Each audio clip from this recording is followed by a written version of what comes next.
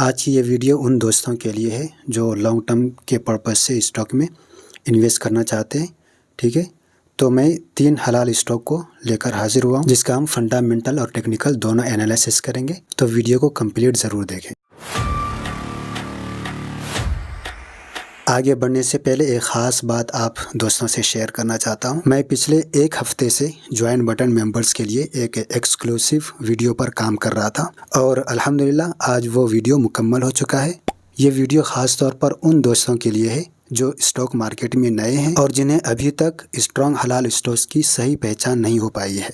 मैंने कुछ अहम पैरामीटर्स को सामने रखकर बड़ी मेहनत से टॉप 50 हलाल स्टॉक्स को चुना है जिन्हें आप लॉन्ग टर्म, मिड टर्म या स्विंग ट्रेडिंग के मकसद से अपने रडार पर रख सकते हैं। इंशाल्लाह इन स्टॉक्स में कम रिस्क और हेल्दी रिटर्न्स के बेहतर अमकानात हो सकते हैं। वीडियो की तैयारी में रिसर्च से लेकर स्क्रिप्ट, रिकॉर्डिंग, राइटिंग और एडिटिंग तक वाकई बहुत वक्त और मेहनत लगी है। यही वजह है कि इसको मैंने ज्वाइन मेंबर्स ओनली के लिए रखा है, वरना दिल में तो यही था कि इसे सबके लिए फ्री रखा जाए। इस ज्वाइन बटन के ज़रिए आपको न सिर्फ ये वीडियो मिलेगी बल्कि जल्द आने वाली वीडियोस भी, जैसे SME IPOs पर डिटेल एनालिसिस और हलाल स्टॉक्स में SIP कैसे करें, इस पर भी वीडियोस इंशाल्लाह अपलोड होगी। तो देर मत कीजिए, अभी ज्वाइन बटन पर क्लिक करके फ़ायदा उठाएं। आप चैनल विजिट करके भी ज्वाइन कर सकते हैं या नीचे डिस्क्रिप्शन में दिया गया लिंक इस्तेमाल कर सकते हैं। अब आते हैं आज के मेन टॉपिक की तरफ। अपना इस लिस्ट की जो फर्स्ट कंपनी है उस कंपनी का नाम है Apollo tubes limited, APL Apollo इसका इस तरह से स्टील सेक्टर से कंपनी बिलोंग करती है। सबसे पहले शरिया कंप्लाइंट ही चेक कर लेते हैं। तो यहाँ पर देखेंगे सारी चीज़ों में पास है और लॉन्ग टर्म के पर्पज़ से भी सारी चीज़ों में यहाँ पर ओके है। ठीक है, इम्परमिसिबल इनकम ही बहुत कम रिमूव करने होंगे। अब हम इसका देखते हैं फंडामेंटल। उससे पहले टेक्निकल पे ही नज़र डाल लेते हैं। ठीक है, स्टॉक्स में यहाँ पर ट्रेडिंग व्यू आप ये देख सकते हैं। तो सबसे पहले हम क्या करेंगे, लॉन्ग टर्म के पर्पज़ से हम देख रहे हैं ना, तो ये जो आपको नज़र आ रहे हैं ना डे का टाइम फ्रेम, इसको चेंज करके हम कर देंगे मंथ पे यहाँ पे। ओके, देन हम यहाँ पर देखेंगे सबसे पहले इंडिकेटर्स बता देता हूँ। ये जो आपको लाइन नज़र आ रही है ब्लू लाइन, वो है EMA 7, तो हम इसको 9 करेंगे अभी। ये MACD है, ये RSI और ये है CCI। इसका सेटिंग है 60 और 9 का। ठीक है, तो सबसे पहले हम इसको कर देते हैं 9। Okay, done.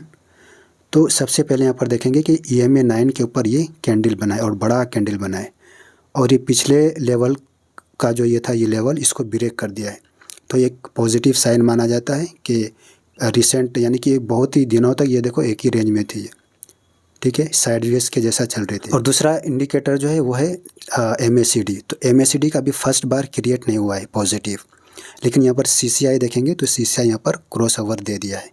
ठीक है, तो ये भी एक स्ट्रॉन्ग सिग्नल माना जाता है। और यहाँ पर RSI देखेंगे तो RSI अभी भी 70 की रेंज से अच्छा नीचे है। ये पिछला अगर इसका ये देखेंगे तो अप्रोक्स एक्स का नाम देखते हैं, ये कहाँ तक गया था।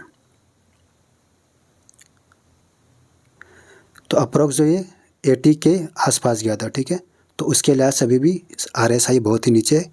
ठीक है, तो इसको लॉन्ग टर्म के पर्पज़ से आप इसमें मज़ीद स्टडी कर सकते हैं। आप अपने रिस्क पर या फिर कोई फाइनेंशियल एडवाइज़र है तो उनसे कंसल्ट करके आप डिसीजन ले सकते हैं। एक लार्ज कैप की कंपनी है, इसका PE अगर रेशो देखेंगे स्टॉक की इंडस्ट्री की PE रेशो से तो बहुत ही ज़्यादा ये बोल सकते एक्सपेंसिव हो गया है, बहुत ही ज़्यादा महंगा हो गया है।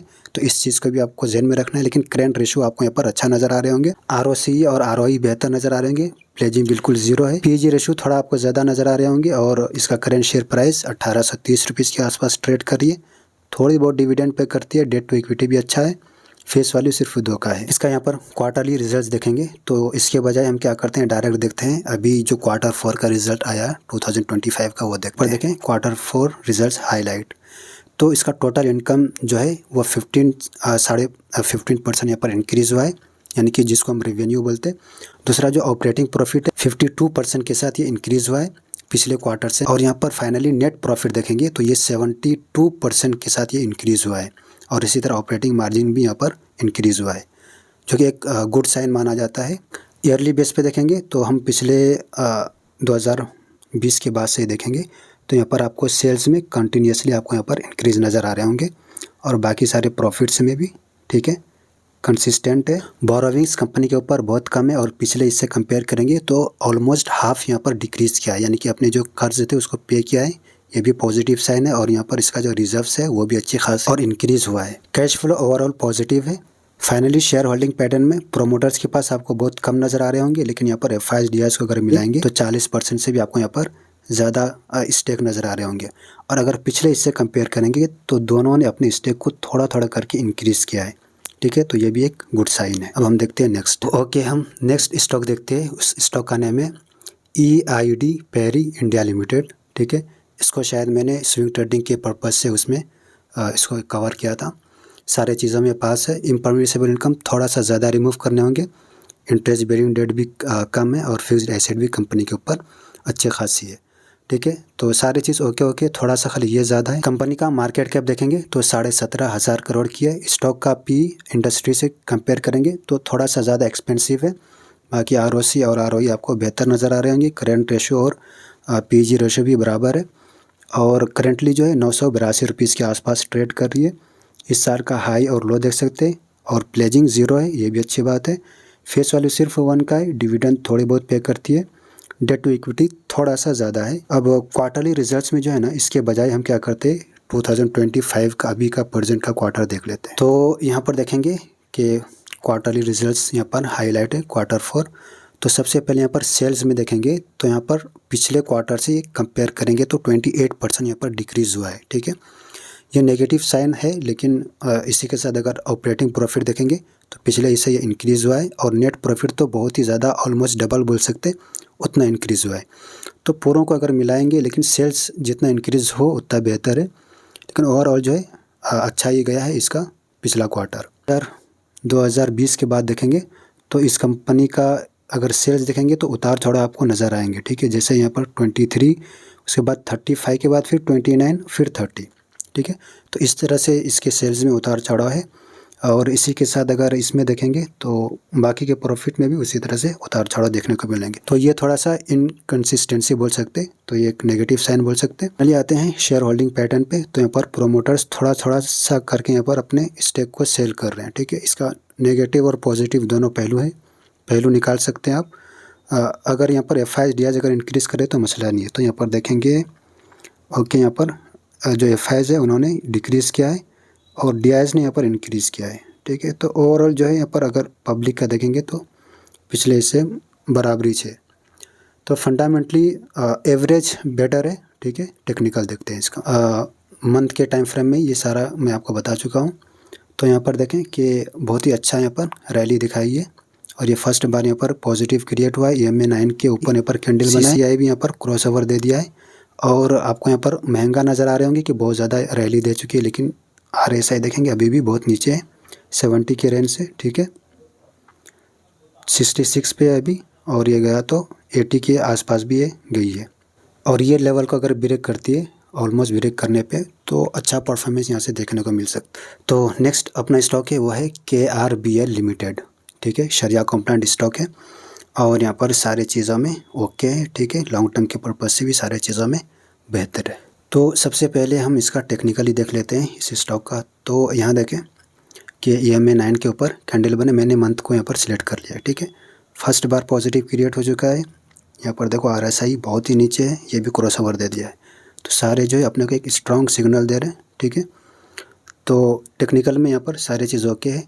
एंट्री की अगर बात करें तो अपने को ये वीक में पॉजिटिव रहना चाहिए। ये देखें, ये जो आपको नज़र आ रहा है ना, इसको लास्ट को जो ब्रेक किया है ये, तो यहाँ से थोड़ा सा रिटेस्ट भी हो सकते हैं, ठीक है। प्रॉफिट बुकिंग भी देखने को मिल सकते हैं।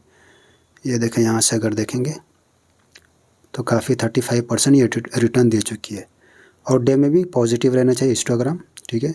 तो इस तरह से जब हम लॉन्ग टर्म के पर्पज़ से सोचते हैं तो इतना इन सारी चीज़ों को ध्यान देने की ज़रूरत नहीं है, सिर्फ ये पॉजिटिव काफ़ी है। लॉन्ग टर्म से मुराद 1.5 से 3 साल के लिए, ठीक है। ये एक एवरेज बता रहा हूँ।